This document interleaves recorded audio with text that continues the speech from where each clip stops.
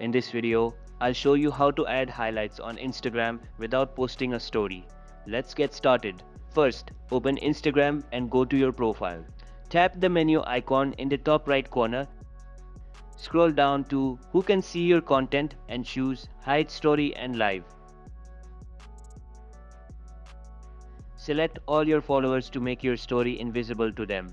Now, return to your Instagram home and tap your profile picture to add a new story. Upload the content you want to include in your highlight. Tap the arrow at the bottom right, then click Share to upload it as a story. Add the story to your highlights and click Done. Your content is now part of your highlights without being visible to your followers. Finally, return to the story privacy settings and deselect all followers from Hide Story from to ensure your future stories are visible. If you found this video helpful, give it a like. For more tech videos like this, subscribe. Catch you later.